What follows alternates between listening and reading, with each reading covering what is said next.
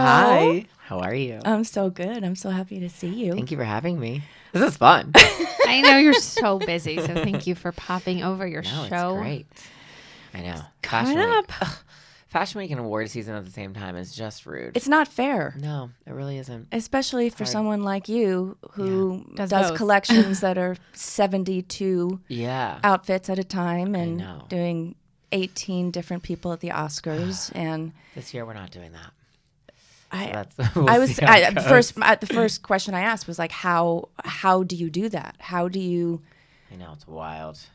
It's all about the balance. No, I mean, it is getting harder because I think you can't control everything, obviously. So I think that's the challenge. But I think I'm very decisive, so that's helpful. Like I'm kind of like, okay, this is working, and if it isn't working, then we move on really quickly. So I think that's why we're able to do so many things so quickly. And I'm really good at like cutting the corners that we need to cut that don't matter, and then fixing the things that do. That's it. That's all it is. What does it feel like to be considered a pioneer in the fashion industry in terms of changing the industry, transforming it, and making and having a body positivity movement? Yeah, I mean, it feels really good. I think, I think about like sometimes, fashion can be very frivolous and whatever some people think about it. So it is nice that like, okay, if it's not just about the clothes and if I was gone tomorrow, I would feel good that I like leave something else behind, something that like means something more to the world.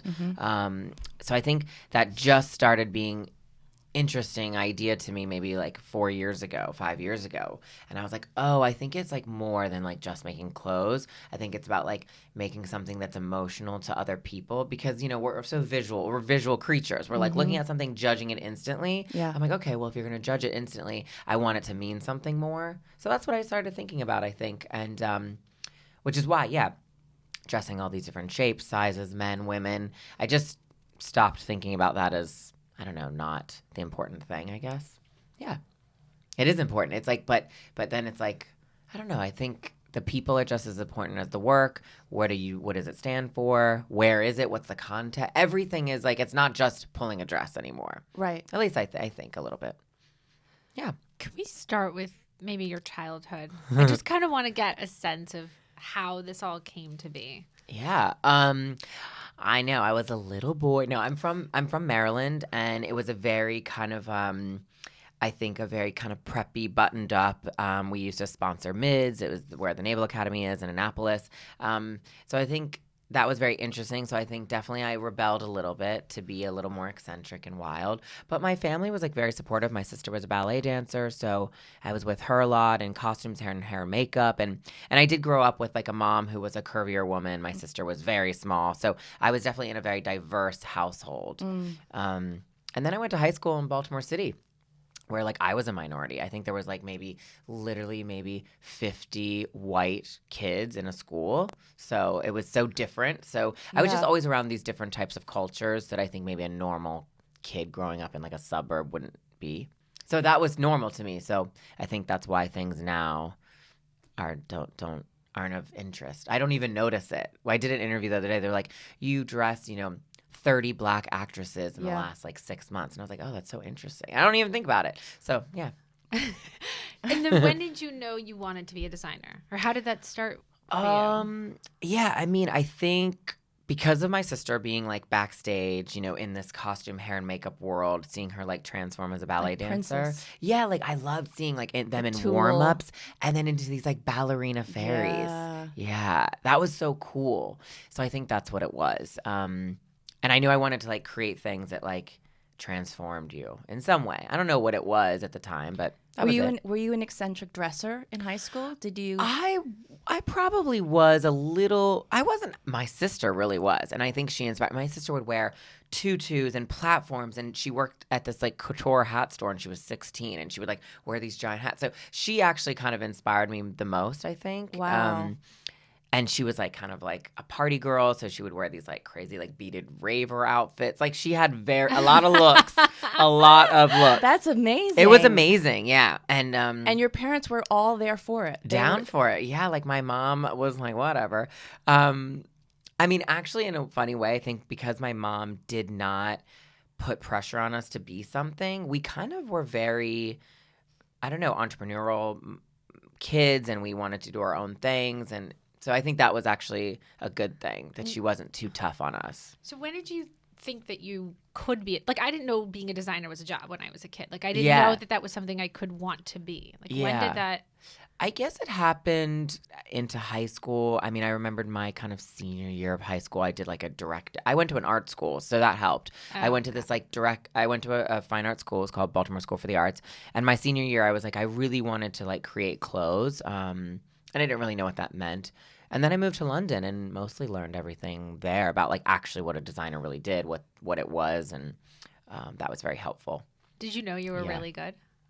Like, I always wonder if geniuses know they're geniuses, or do they figure it out later as they like build their craft? Because I'm so not artistic in any way. I think sometimes you definitely like, you know, a little bit that you're good because you have to be confident because it's such a competitive business, and it's hard. It's actually like a brutal, horrible business. That's a different show.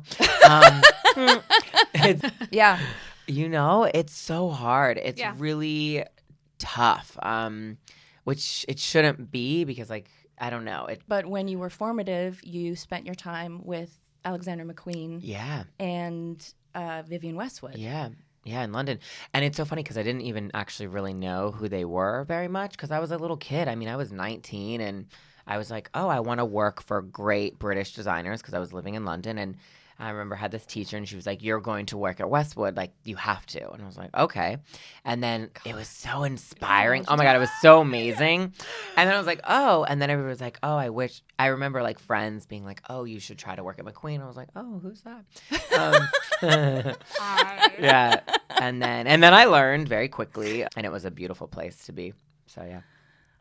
And I still think, actually, I treat my studio a little bit like it was there. Very creative, very hands-on. Everybody was in similar projects. You know, we weren't having all these different companies outsource things. Like, my studio is like my studio. Like, we work. I mean, we have like 37 people like working on things. So it's nice. I try to keep it that way. Now, fashion, you know, has always been a place about illusion and exclusivity, trying to make this image. And for the longest time, and still now, people who are larger than size 6 are left out. Yeah. And your line goes all the way to 28. Yeah. Which is unheard of. And bigger sometimes. And bigger. So, I mean, you figured it out. Yeah. And why do you think that other designers are so slow to come around? Do you think it's an economical decision? Do you think that it is a branding decision? I know. It's a really interesting thing, and it's so hard to figure out because it's like when business is tough, which right now in fashion it is, you would think that you would be more open. The more customers, the better, right? Right. The more people shopping your brand. I mean, at the end of the day, like, we are here still somewhat to sell clothes or product or whatever.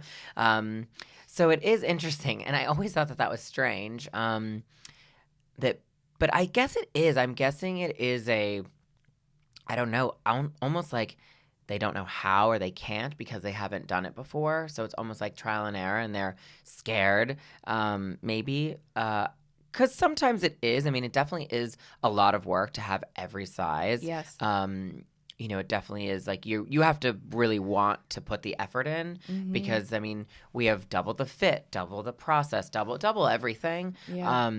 But for me, it's beneficial because we have that customer. So right. I think maybe brands don't think they have that customer, even though they do. It's very weird. It's a $30 billion industry, the plus size market. And we had a line when I used to work in fashion on QVC. And when you go on QVC, you realize like, oh my gosh, this is the size that gets sold. And so it was always so strange to me to not see brands want to embrace that. I know. It's very strange. And not even just like it's kind of a funny thing I think about even like the girls that work in my office. All the girls that work in my office are different sizes and shapes and ages. And I'm like, well, if they can't even buy the clothes, then that's like weird. And I feel like I know a lot of girls that work in fashion that aren't like a perfect size sample size. And I'm like, so are you shopping the brand that you work at? You're not. It's like that's like so weird to me. So I always thought that was so funny. I'm like, wait, you work at this store. I'm like, but you can't wear any really of our clothes. I'm like, so that's strange. I mean, I read something that you said that when you realized that, you know, you wanted to be able to make clothes for your mother and your sister. Yeah. And it just seems so obvious. And I was like, what are all of these other designers thinking when they're looking at their family members and being like, God, I wish, but sorry. I know. And that like, was so the funny awkward thing about all of your interviews. It were just like everything you were saying was so obvious.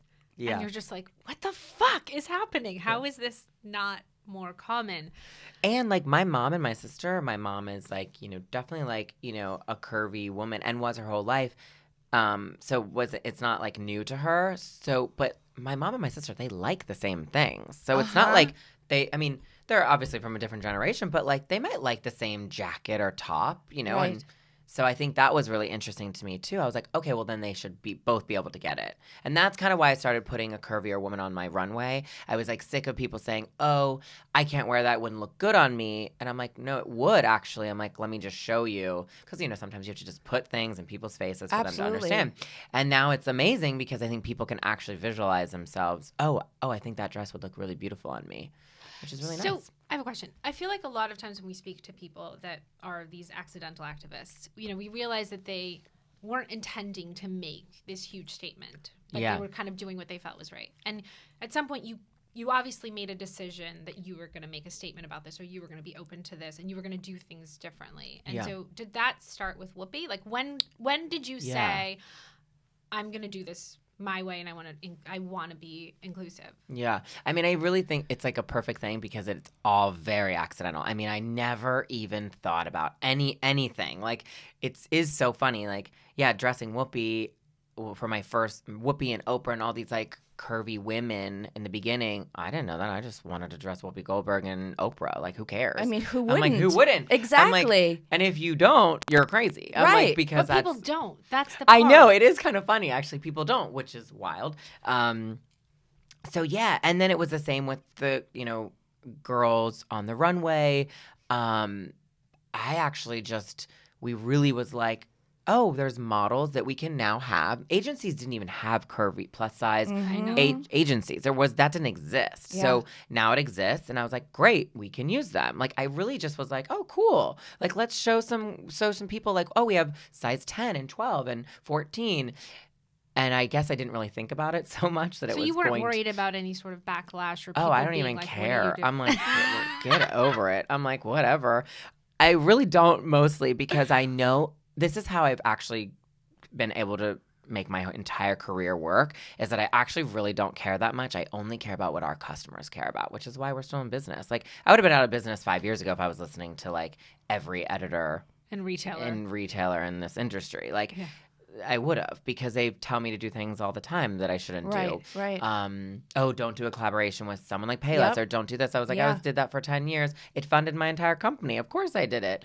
I was like, I wouldn't be here. So I think about things like that. Yeah. To keep going. I mean, when I'm 100 years old, so 20 years ago, when I came out for one of my first jobs in LA, you know, I was a size 8. And in New York, I was hot. Yeah. But I walked on stage and I was like, you know, okay, I'm ready. And I was told to lose weight.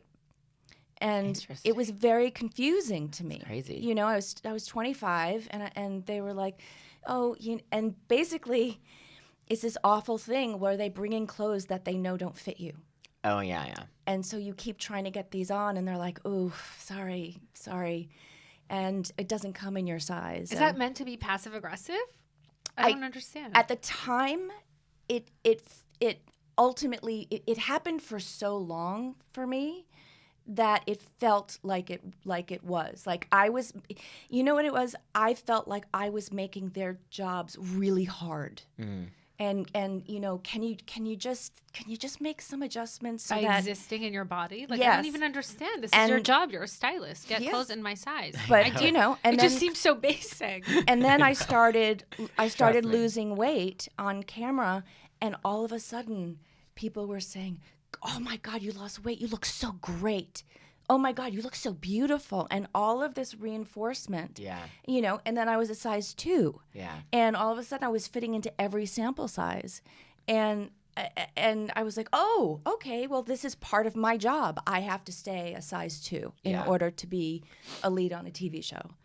And obviously, I'm not a 2 anymore. Obviously, I realized that was bullshit. Mm-hmm. But I do think that I do think it's a much better place now for young girls coming into the industry because we have all of these new role models that you dress who look sexy and are starring on TV shows and are celebrated and are the cover of magazines. And it's nice. It was good. It was a really important time to change that too, because then you were like wasting all these amazing, talented people. Yeah. Do you think we'll start seeing more diversity within fashion, like in the C-suites and the designers across the board? Yeah, I mean, I definitely think it's been changing a lot. It really has. I think we have come a long way. I think like the CFDA has been very helpful in that. I mean, I do think that a lot of magazines have worked hard at it for the most part, the last few months at least, year, which is good. I mean, yeah, it is, but it is the challenge always of like aspiration, and sometimes people get this idea like, oh, what is aspirational? Yeah. So I think that gets confusing for people sometimes, like, oh, it's not actually pretty enough yet. Well, it's a vicious cycle, isn't it? Yeah. Because we as consumers, we're like, well, what is beautiful? Teach us. Yeah. And then we see models that are size 2 and 4. Yeah. And then you're like, oh, that's beautiful. Yeah. I wish I looked like that. Yeah. And then it's like, well, how do we change that? Well, you have to change that by having models who are size 10 and 12, and then that will be teaching our young girls that's beautiful. Yeah, exactly. Yeah. Yeah, that's true. That's really all it is. It's all it takes. It doesn't take much. It takes, a few really great big brands to pave the way, and that's it. The brands that actually advertise. That's really all it is because, again, you have to put it in front of people's face for them to understand, which is why I think magazines are probably the easiest way to do it because they can put whatever they want in anything. Right. So and same with like a film or whatever. It's but like, also like the red carpet to me is such a moment, and that's the thing that's so confusing to me because you see this industry where every brand spends hundreds of thousands of dollars like gifting and schlepping all this shit across the country to all these agencies who schlep it to influencers who then either keep it or give it to their friends or their nannies. And then you have these huge stars that are like, hey, I'm nominated for an Oscar, or hey, I'm nominated for a Grammy. Yeah. And they're like, we don't have the budget to dress you. And I'm know. like, I don't understand. Like BB Rex, like, how do you not dress this person? She's a size 8. Yeah. I know, it's such a silly, funny thing. And it's like, how do you not have the budget for that? So dumb and annoys me. I mean, but you made like 300 water bottles for that gift bag? Like, it you know what I seems, mean? Like, it's so crazy. It seems like just bad business. Yeah, it is. It's like really stupid decisions. And I think, and definitely like, I mean, that's a whole other thing. Celebrity dressing can be very expensive and very hard. Yes. I totally but it is annoying when you see like a big brand like a Gucci, a Dior, a Vuitton, and who they choose to dress during award season is usually the typical actress. Because they blonde, do have the budget to dress these people. And which that is would just be the such thing. an amazing statement, right? For Gucci to dress someone that looks... Gucci's better. So wait, now that we're talking about red carpet, can we talk about the Billy Porter moment? Yes. Yeah. Talk about accidental. I mean, literally, let me tell you, we did that fitting like 5 days before. I didn't even have time. He didn't even do the fitting. Like, we just made that. Oh my God. It was wild. But I don't believe that there isn't a part of you that knew what you were you were making a statement. I will say, like, now what's happened to Billy, I mean, is unreal. And obviously, like, and he's such an amazing actor and all the nominations and now he's dressing to be himself, which is so awesome. But I will say, like, the Oscars was that kind of first moment, really, where he was taking that risk. And we really didn't think about it. We really didn't. Like, I was so busy. It was 5 days after my show. During Fashion Week, it was like I was not really paying attention that much. But I was like, he was like, well, I want to wear a gown. And I was like, fabulous. It's going to be amazing. But I didn't know it would actually be the first gown ever worn by a man on a red carpet like that. I didn't actually think about it that way.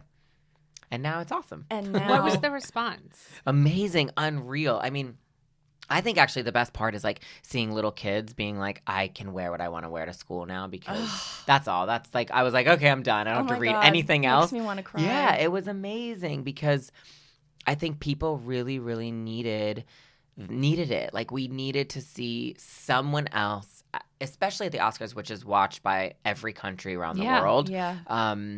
To see someone else than the typical person wear something beautiful, and it was tasteful and elegant, and it wasn't. It was classic. Yeah, it was classic, but in a modern way because it was on a man. Yeah, so really interesting. Debra, think about like you've been to a lot of award shows. Yeah, think about even like wearing a pant or a suit. That wasn't a thing. That was a huge risk. That's what I'm saying. Yes, like. You know what I mean? That's wild. On a woman. That's it's so crazy to think that. That like this just stay in your gender lane. Yeah. I hate that. Always bothered me. So that's why I don't do it. Talk about your people are people. Oh yeah, people are people. I think that's just such a cool statement. And where did that come from? I know that came out, I think it was like election time. It was. Will you let people know what? Yeah, is? People are people. So people are people was really something I kind of came up with. This was during Fashion Week. It was happening during the election. We were like, what can we do to kind of showcase this kind of a political statement, somewhat, but that was not to be like, oh, you have to be one way or the other, because I don't want to do that to anyone. We have customers from all around the world, so it's hard to be that way. But I do think I wanted this to be focused on that people are people and you can be who you want to be, and that was really all it was. So we started with a T-shirt. It turned into it turned into lots of things that people could wear that felt and like not masculine and feminine, not one gender, not anything, and that. It really is such an easy, simple statement that means a lot, I think. It means so much. And when people wear it, like, it is funny to hear people's comments be like, you're right. People are people. And it's, like, so funny. Like, I love seeing, like, my mom will wear it, and she's like, some woman came up to me, and she's like, you're right. People are people. And it's so funny. But it's like I think it's like we're all human. We all, like, make mistakes, do right and wrong as much as we can, and I guess that's what it was for. And also to like make fashion not so frivolous, just like we're like making a pretty dress. Like we do, I think a designer, the only job we have is to like somewhat put something out in the world that means something, like an artist would, It's just these statements to me are amazing. I read something where someone asked you about making plus size clothing, and you're like, well, everyone wears clothes. And you're like, that's such an obvious statement. Yeah, it's so duh. true. I'm like, we all get dressed. I'm like, what are you wearing when you get up in the morning? Like, come on, get out of my face. It's like so rude. It's such a good statement. Like, yes, everyone does wear clothes. Yeah. Everyone needs clothes in their sizing. Yeah. What are some of your all-time favorite pieces that you have made for oh my gosh. for a red carpet or some big event? So many things.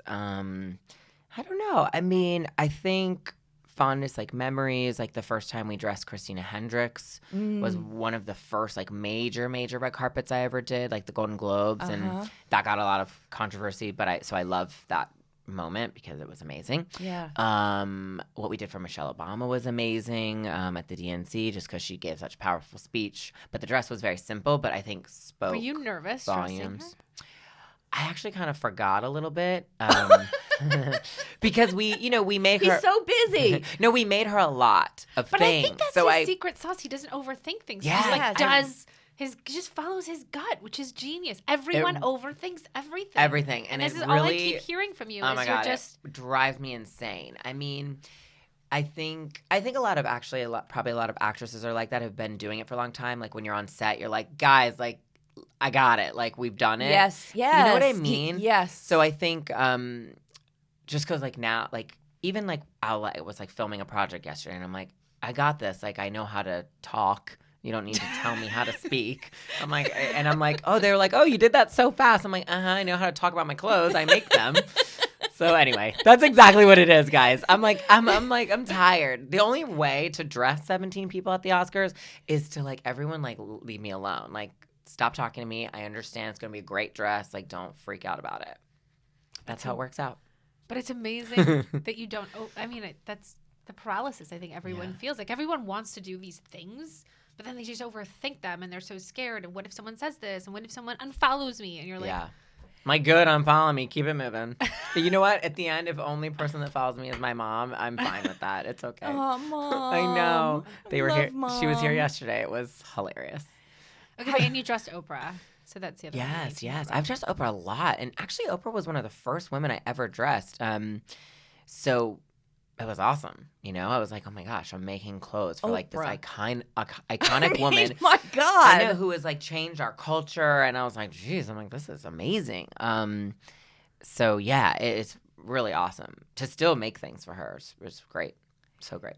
But I'm sure it probably bothers other people, like other designers are probably like, well, that's annoying because we made a dress too. Like I know that's happened. Right. Like, but I will go the extra step. I will be on my hands and knees fixing your dress myself before you walk out, if you want me to. Yeah. Because I'm down for that. Yeah.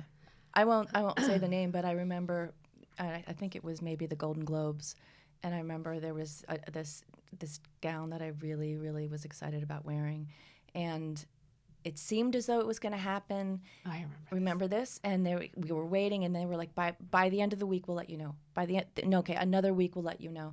And I was like, dudes, I've got to move on. Wait, if you could wear it? Yes. Oh, interesting. We will bequeath you this dress. And Debra Messing. yes, Get out of here. and it turned out they were like, no, we're sorry, we're only dressing one person. Yeah. And and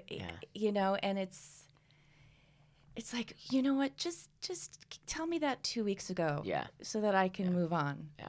But obviously that's a completely different way of approaching it and saying we are so exclusive. Totally. We will only do one person. Yeah. But that can be a beautiful thing too. Like I understand the process of that, and some brands that works for because they want to make sure their focus is tight on this new piece of the collection or whatever. Everybody has their reasons. Unfortunately for me, it just has never worked out that way. I think, it's not how I think I was able to like build a brand. I think I built a brand by like opening up to it just doesn't make sense. Yeah. From the outside. Yeah. Also, like, no consumer is sitting at home being like, X brand only dressed one person. Like, no one thinks about exclusive. They're not real. It's like in your head. They're just like, and oh, in that Women's one's Wear pretty. Daily, which no one reads. That's not in the industry. And no one cares. This is the thing that I always say. Like, you live in this bubble where you think everyone cares. Yeah. And everyone's like eating chicken and making pasta while they're watching the Oscars. And they're like, that's so pretty. It's just so crazy to me. I remember when I first started dating my boyfriend, and we were talking, and he is into fashion and knows everything about a lot of brands. He did not know what Women's Wear Daily was. Like, wow. Yeah, he's young and one cool. knows. And it was so interesting to me. And I was like, news. wow, I'm like, my mind is blown. Yeah. And obviously it is an industry thing, which I understand. Everyone listening to this is like, what the hell are they squawking about? But anyway, so we can move on. But that's just the whole exclusive thing to me. It's so inside and no one cares. And just it just makes no business sense. And I think that is the problem that at least I saw working inside fashion is all these decisions continue to get made because they've been made that way, but they make no business sense. Yeah. And then you look at someone like the way that you run your business and you run it like it's a business. Yeah. And it's working. Yeah. Whoever walks through that door, I don't care what they want. I don't care where they come from. I'm like, you trying to buy a $10,000 dress? Get it, girl. Get in that dressing room. I don't care what you look like. How do you feel like social media has changed fashion? Just like even when you look at accounts like Diet Prada, which kind of call everybody out, and now people get to demand inclusion and bring accountability to these brands. It's like on one hand you see all these brands doing some of it feels like slightly contrived as they're like trying to cater to what this consumer audience is requesting. And then some of it feels like, oh, we've evolved. Yeah. I mean, social media is a tough thing for all of us in our world right now. Yeah. Like, we are all going through it because it's good and it's bad. It's emotional. It's very instant. We're judging something in a second by looking at a picture, which is very hard. But it can be great for business. I can sell a $45,000 gown off of a picture. Sometimes I don't even see the back. That's wild. That's mind-blowing to me. Yeah. We have that all the time. And I'm like, you haven't even seen it. You don't even know what the fabric is. You mean, like, what are you talking about? But we do, and it's amazing. But then it can be sad because, Diet Prada or something like that isn't always accurate is hard because, people then think everything that is on Instagram is true. So then that's hard.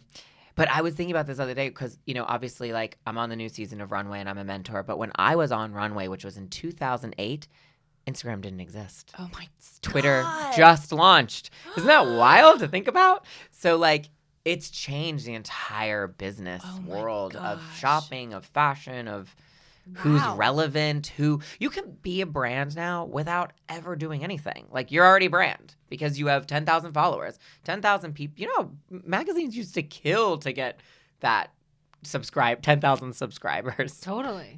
Brands like, please subscribe to our website. We have 5,000 subscribers. We're happy. It's wild. Now it's like, if you don't have 1 million, you're not cool. I'm like, come on, guys. Yeah. Yeah, that's insane. It's insane. But do you feel like it's more of a dialogue? But it is, yes. It right? is so helpful to connect to your customer and your fans or just friends. And I think that's a really beautiful part about it. You're able to get your voice out there. I'm able to show Billy Porter on the red carpet in a gown in a second, and the whole world can see it. Yeah. And before they couldn't, maybe if they, I don't know, didn't watch the Oscars. Or if they weren't buying Vogue. Exactly. Right. Or if they weren't buying the 10 fashion magazines that existed. How do you feel like you want fashion to evolve? I think I still do wish that there was more support. There's a lot to do. I mean, literally, like, I actually have a project that I'm working on, and we shot something with a curvier woman, and we cannot get it placed. And I think it's really crazy. And I'm like, it's actually really mind-blowing. And what do you mean? And if we can't get it placed, I will talk about it soon. Like, I will literally like do like a full sit-down interview, because every magazine editor, publicist that said that we're supporting this world, they're actually liars, and it's really annoying. So it drives me crazy. Wow. So things like that are happening still. What do they say? Not for us? Not for us. Not right. Not for us. Not for us. I not love right. that email. And I love that email, and I get it, and I understand, but like, actually putting something digital.com up for one day affects you in no way at all. And it's beautiful photos, and it's a great concept. It's really wild. I think it's like acceptance is like the biggest thing that we just have to work on. That's it. Like, we have to accept one another. We have to support each other. And that goes from like, because fashion is from literally like so many genres of our world. Like, it has to be, let's accept what a candidate would wear. Let's accept what someone in the mall shopping for. Like, I think it's so broad now, but I think that's our biggest thing. Like, I don't think we should judge people so much anymore in the business. I think that's, I guess, How do you think we get there? I don't know. It's really tough. It's tough. So I'm not sure yet, but I'm thinking about it. You know what I mean? Like, when like a political woman is wearing something, like, it really was starting to bother me when like so many people were judging it so much. And I'm like, well, we really don't judge other people that same way. No, and the shitty suits that all these guys wear. No one cares. Exactly. So then it was the same. It's the same with the red carpet. It's the same. Literally trickled down to like what's happening like in a mass brand store. So it affects us all. It affects Except the for tech when world, Obama everything. Wore a tan suit, and the whole world lost their mind. That's right. When what? Well, Obama wore a tan suit. But that's, you know what I mean? Like, it's like, guys, once again, it's not hurting you. Why does that bother you so much? You're sitting at home, you're watching your shows, and you see somebody wear something. I'm like, it didn't reach out of the screen and hit you in the face. Like, what are you talking about? It feels like it's just it's a fearful reaction. It's a reaction to change. Yeah. You know, there's an expectation of what a president is supposed to wear. Yeah, There's I an know. expectation of what a man on a red carpet is supposed to wear. And when all of a sudden things start spreading out, I think people get nervous. I know. And they're like, no, we need to keep things clear. Yeah. And I think when, you know, like with gender fluidity, I think it really makes people nervous. I know. But then why do we love films, TV, movies? They're so far from reality, what has been shown in the world. But for some reason, we accept them differently. I always thought that was interesting. Like, there's movies about people dying all over the world, but it's not bad. It's not, like, not allowed to be made. Yeah. Why is fashion not allowed to be made? So I always thought that was interesting. I don't know. I look at it. I don't know if anybody looks at it that way, ever. So when someone like Lady Gaga calls you Yeah. and says, I want you to make something, what goes through your head? Yeah. God, I'm down for whatever. And yeah, you know what's so funny? Because I have been dressing Gaga since literally like before anybody even knew who she was. I did her first TV appearance ever, which was for the Today Show in 2008. The album had just come out. Because I met her at a party. She like just had launched, like hadn't done anything. It's wild, yeah. And then dressed her over the years. Yeah, isn't that crazy? Yeah, and she's in my first book. There's like a picture of us backstage pre-new Gaga, because she looks quite different. Yeah, so it's wild to think about. But I've done a lot of musicians and actresses like early before they started doing things. Cardi, I dressed Cardi for her first appearance ever. Like? Genius, I'm obsessed major, with her. Fabulous. Lots of like young actresses early on in there. Lizzo performed at my after party 4 years ago. Nobody even knew who Lizzo was. Yeah, like I'm like, how did you know Lizzo? Because Lizzo. You're gonna die. Lizzo did an MC, like a red carpet for an award show. Not even the red carpet. She did like a whatever for an award show, and I was like, oh my God, I love this girl. I want to get her for my Lane Bryant collection. So we tried to get her for my Lane Bryant collection. We like became friendly, and I was like, she's fabulous. Then her songs started coming out, and we just kept in touch and became friendly and kept it going. And I was like, please come to my show. Will you perform on my party? I mean, literally like for free. Like it's mind blowing. And it's so crazy. She is bonkers. And she's amazing. I'm in love with her. Yeah. I know. I see people kind of early a little bit sometimes. But that's also like a super skill. Yeah, Very, very few people can do that. I'm pretty like good at like figuring out like who's going to like have a moment. Pretty quick. Rachel Brosnahan. I dressed Rachel Brosnahan for her first SAG Awards because she was actually on, what was it called? Kevin Spacey's show. What was it? It's House of Cards. House of Cards. And Rachel Brosnahan's was a very small role, and she was going to the SAGs. She couldn't get a dress, and I was like, I'll dress her.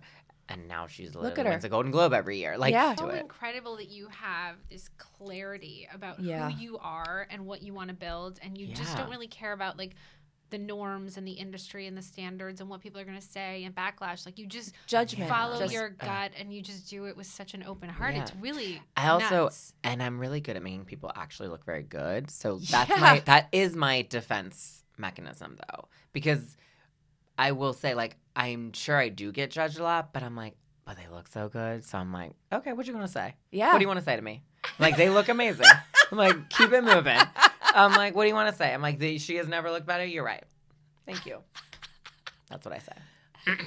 Maybe that's the cockiness of me. But I love it. They look good. They Not do. always, but, for the most part. So there's a lot of people, hopefully, I think, who want to do good things and are scared or want to make change or want to venture off away from the status quo. Mm-hmm. And you did it, intentionally or not. Yeah. But now that you are a mentor, what would you say to them? You just have to there is no time like in our life in our world, like you just have to do it. Like you have to be aggressive and overly obsessed with what you love to like a sickness in a way. And I see that when I, definitely when I'm like mentoring these young designers, I'm like, if you're not really into it, I can tell immediately, I'm like, it's never happening for you. Like you don't understand, like you're never ever gonna get it. And I can tell that like in a second. I'm like, I know when you're not you have to be obsessed with this job. Like fashion is so hard.